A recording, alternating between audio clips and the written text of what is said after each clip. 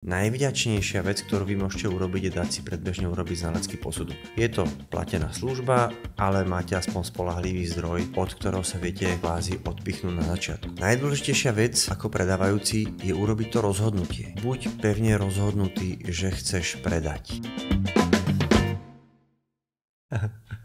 Priatelia, opäť vás vítam v novom videu.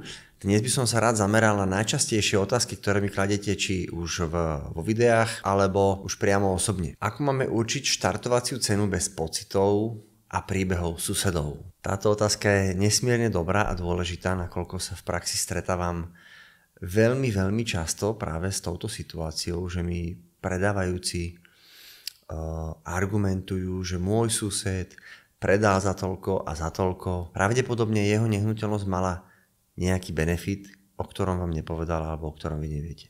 Ja som sa už v praxi stretol aj s tým, že sused povedal druhému susedovi vyššiu sumu, ako reálne skutočne predal, len preto, že proste mu to chcel skomplikovať, lebo bola tam nejaká susedská rivalita a tak ďalej a tak ďalej. Doporučil by som nadstavovať cenu podľa toho.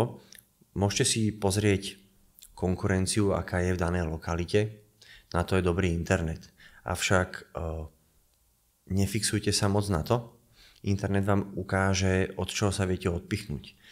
Najvďačnejšia vec, ktorú vy môžete urobiť, je dať si predbežne urobiť znalecký posudok.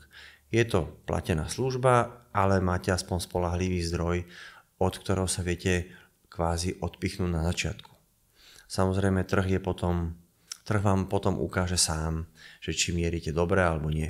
Kedy poznáme, že sme trafili správne? Na rovinu, kedy poznáš, či si trafil správne? Keď máš nehnuteľnosť predanú. Samozrejme, už v prvých týždňoch vidíš, ako sa tvoja nehnuteľnosť vyvíja, ako sa ten predaj vyvíja. Už veľmi rýchlo to spoznáš. Prakticky prvé 2-3 týždne sú také smerodatné, či si urobil dobrú cenovú ponuku, respektíve či si nastrelil cenu správne, alebo si nehnuteľnosť nepripravil dostatočne dobre. Ľudia ti nechcú chodiť na obhliadky. Ak chodia a dávajú ti ponuky, vieš, že ideš správnym smerom. Ako má vyzerať ideálny prvý týždeň predaja? Úplne prvý týždeň predaja si daj záležať na propagácii svojej nehnuteľnosti. Prispôsob si ju, urob staging, uprác, dôkladne premysli cenu a zvol stratégiu, pokiaľ chceš ísť s vyššou cenou. V poriadku, skús, buď to dáš, alebo to nedáš. Nedáš, nefixuj sa na to príliš dlho. Prvý týždeň by som riešil propagáciu nehnuteľnosti a zháňanie klientov, respektíve záujemcov na obhliadky, ktorých si už potom vieš napasovať do nejakého konkrétneho jedného dňa. To je ten najlepší scenár. Čo odlíši dobré fotky od priemerných? Veľa svetla. Nie je však príliš veľa. Svoju nehnuteľnosť doporučujem presvetliť. Pusti tam čo najviac svetla, ako vieš. Zdvihni žalúzie, odostri rolety, záclony, čo tam proste máš, úprac. Ak nemáš možnosť nejakého stagingu, v poriadku, aspoň úprac. Odlož veci, ktoré môžu kradnúť pozornosť na videu alebo fotkách. Fotečky si daj preč z chladničky, niečo, prehoď nejakú peknú dečku cez gauč. Urob, čo vieš urobiť pre tú svoju nehnuteľnosť a pusti sa do videa fotiek. Čo všetko mať pripravené, aby obchod nespadol. Ak si predávajúci, maj pripravenú možno nejakú zmluvu, či už rezervačnú, či kúpnu zmluvu. Ak máš nejaký bývalý znalecký posudok, maj ho k dispozícii, samozrejme nejakú dokumentáciu, čo sa týka pôvodného titulu nadobudnutia, budeš s tým pracovať. Ak si kupujúci, maj pripravené financovanie.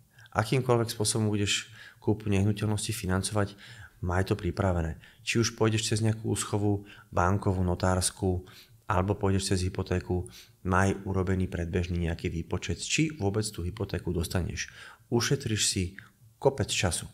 Ak si s tým nevieš poradiť sám, odporúčam ti obrať sa na nejakého fundovaného človeka, na nejakého finančného sprostredkovateľa alebo hypotekárneho maklera. Ako bezpečne riešiť zálohu a financovanie? Každá záloha by mala byť podporená zmluvou, zábezpekou. Rezervačná zmluva alebo zmluva o budúcej zmluve. Zmluva o budúcej zmluve by už mala obsahovať konkrétne náležitosti, ktoré obsahuje kúpna zmluva. V poriadku. Konkrétne v rezervačnej zmluve si nadstavte už podmienky, ktoré viete mať dohodnuté už v tej chvíli, keď idete do nej. minimálne financovanie si tam už porieš. Či to bude hypotéka, či to budú vlastné zdroje. To maj zabezpečené vo svojej zmluve o budúcej zmluve alebo rezervačnej zmluve.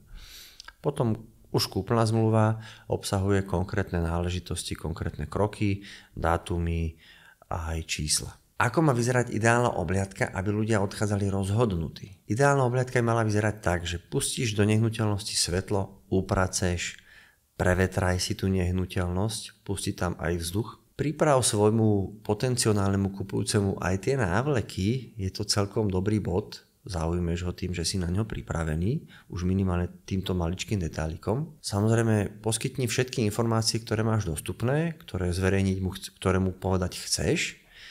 A ďalšia najdôležitejšia vec je, nechaj mu ten priestor, nech sa nacíti v tej nehnuteľnosti a nech na ňou porozmýšľa.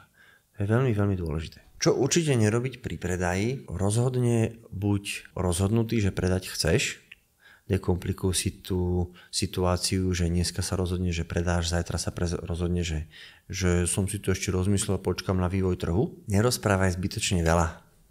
Poskytni potrebné informácie, na ktoré sa pýtajú, a nezahlcuj svojho potenciálneho kupujúceho informáciami, ktoré ho možno ani nezaujímajú. Ak si kupujúci, dôležité maj hlavne pripravené financovanie a aj nejaké vlastné zdroje na prípadnú zálohu, pretože na nehnuteľnosti, o ktorú máš záujem, môže byť väčší počet záujemcov, ako by si možno očakával. Buď na toto pripravený. Ako pracovať s ponukami, keď príde viac záujemcov? Ak si predávajúci a máš pretlak záujemcov na svojej nehnuteľnosti, je to pre teba tá najlepšia vec, ktorá sa ti mohla stať. Pokiaľ máš schopného maklera, mal by vedieť z toho vyťažiť pre teba to maximum. Trošku viac, než sa možno že očakávalo. Čo je ten najlepší scenár, aký by si chcel. Ak si kupujúci, maj pripravené peniaze na zálohu. Môže ti to pomôcť predbehnúť ostatných záujemcov. Kedy prijať nižšiu ponuku? Toto je veľmi dobrá otázka. Nižšiu ponuku by som doporučil prijať v prípade, že predávaš nehnuteľnosť už príliš dlho. V poriadku, urobil si pre toto maximum, môžeš mať svedomie čisté, avšak z nejakého dôvodu ľudia nechcú dať to, čo pýtaš. Nejaký dôvod to má, ak si ho našiel. Tu by som prehodnotil tvoj postoj, možno príjmi nižšiu ponuku, pokiaľ je to pre teba zvládnutelné. Najdôležitejšia vec ako predávajúci je urobiť to rozhodnutie. Buď pevne rozhodnutý, že chceš predať a už to potom nemeň. Ak si do toho neveríš, netrúfaš, pokojne sa obrať na nejakého profesionála, niekoho, kto sa tým zaoberá každý jeden deň. Ak chcete viacej takýchto podobných videí, dajte odber na mojom YouTubeovom kanále, alebo mi pokojne napíšte do komentára, aká téma vás zaujíma, poprípade s čím práve bojujete. Vidíme sa.